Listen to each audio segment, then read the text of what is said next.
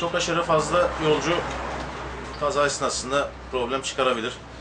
Ama bakıyoruz ki bizim 3 tane 5 tane fazla yolcumuzda ceza yediğimiz takdirde belediye otobüsleri çok sağlam bir şekilde bu arabaları doldurup geliyor. Yani sonuç itibariyle bizde zararsa onlarda da zarar ama işçi saatleri, işçinin yoğun olduğu saatler, yani bu çarkın, bu düzenin dönmesi gerektiği saatlerde, işçilerin yetişmesi gerektiği saatlerde bize müsaade edilirse çok daha memnun oluruz. Muhakkak çok büyük bir adaletsizlik var. Yani bizler ehliyetimizle ekmek kazanan insanlarız.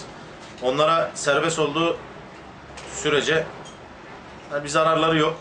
Bizler fazla yolcu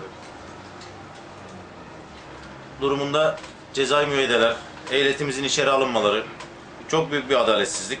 Yani biz ehliyet verdiğimiz zaman 2 ay yatıyoruz. 2 ay çoluğumuz çocuğumuz ekmeksiz. Bir kazancımız yok, gelirimiz yok.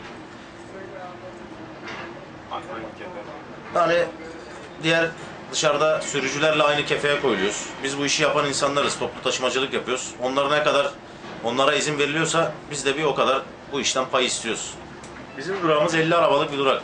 Fazla yolcudan başka bir cezamız olmaz. 65 biradan fazla yolcudan trafik cezai müeyyideyi uyguluyor bize. Aşağı yukarı 8-9. Sürekli bu her ay. Tabii her ay bu standart bir şekilde gidiyor aşağı yukarı. Bazen zaman geliyor fazlası da oluyor bunu yani. Kendimden bahsedeyim. Benim ehliyetim şu an 90 puan. Bir ceza daha yersem 2 ay daha ekmeksizim. Olay bu. 2 ay peki ne yapıyorsunuz? 2 ay yatıyoruz. Yaptığımız bir şey yok. Eşin dostun yardımıyla ayakta durmaya çalışıyoruz. Talebimiz ilk önce belediyeden olur.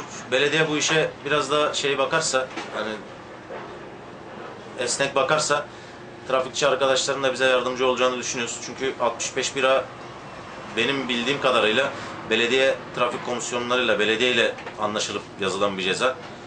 Türkiye'nin başka hiçbir yerinde bu ceza yokken bunu İzmir'de uygulanması, pilot bölge olması bizi çok rahatsız ediyor. Hiç olmadı işçi saatlerinde bize yardımcı olsunlar. Atıyorum işte saat 7-9 arası, akşam 6-8 arası. Biraz esneklik istiyoruz yani bu konuda. Artı de var yani bu ceza puanları 10 puan şu an 65 biranın. 10 ceza yedik mi ehliyetsiziz. Yani bunun biraz daha düşürülmesi. Bizim mesleğimiz bu. Sürücüyle şoförü artık karıştırıyorlar. Yani şoför arkadaşların biraz daha bu konuda imtiyazlı olmalarını istiyoruz yani. Biraz daha farklı davransınlar bize, atıyorum 5 puana düşsün. Veya süresi uzatılsın. Kısaltılsın daha doğrusu. Ehliyet alınma süresi. Hani 100 puanda ehliyet veriyoruz, 2 ay yatıyoruz. 100 puanda alsın, 5 puandan yazsın. Bizi 1 ay cezalandırsın. Yani bize yardımcı olmalarını istiyoruz.